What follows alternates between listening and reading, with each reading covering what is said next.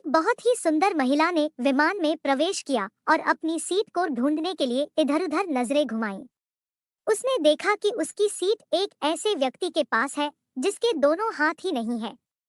महिला को उस अपाहिज व्यक्ति के पास बैठने में झिझक महसूस हुई।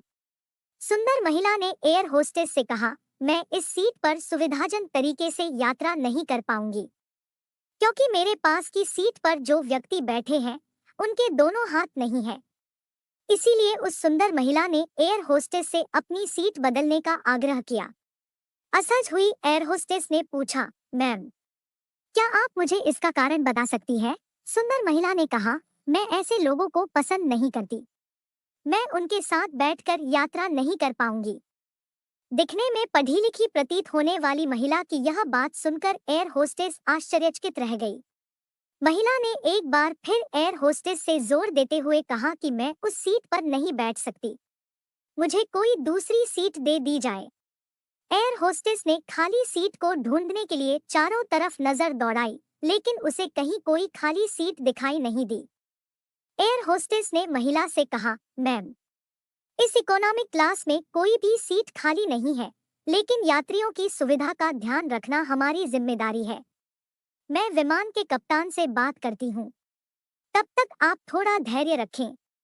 ऐसा कहकर हॉस्टेस कप्तान से बात करने के लिए चली गई। कुछ देर बाद वापस आकर एयर होस्टेस ने महिला से कहा, मैम, आपको जो असुविधा हुई उसके लिए हमें अफसोस है। इस पूरे विमान में सिर्फ एक ही खाली सीट है और वह प्रथम श्रेणी में है। मैंने अपनी टीम से बात की और एक असाधारण फैसला लिया। एक यात्री को इकोनॉमी क्लास से प्रथम श्रेणी में भेजने का काम हमारी कंपनी के इतिहास में पहली बार होगा। सुंदर महिला बहुत खुश हुई, लेकिन इससे पहले कि वह कोई प्रतिक्रिया व्यक्त कर पाती और एक शब्द भी बोल पाती, एयर होस्टेस उस अपाहिज व्यक्ति की तरफ बढ़ गई और उनसे नम्रतापूर्वक पूछा, सर, क्या आप प्रथम श्रेणी में जा पाएंगी? क्योंकि हम नहीं चाहते कि आप एक असभ्य यात्री के साथ यात्रा करके परेशान हो। यह बात सुनकर सभी यात्रियों ने ताली बजाकर इस फैसले का स्वागत किया।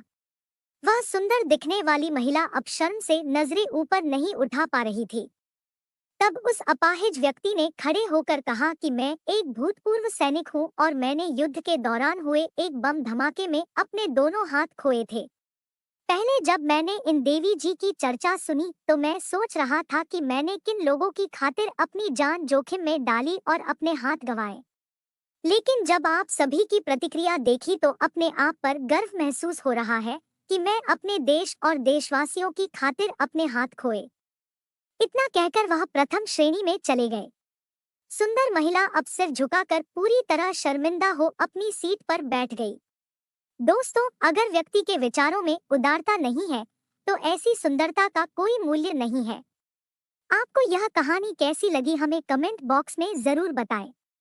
कहानी अच्छी लगी हो तो वीडियो को लाइक, शेयर और सब्सक्राइब अवश्य करें। कहानी को पूरा सुनने के लिए धन्यवाद।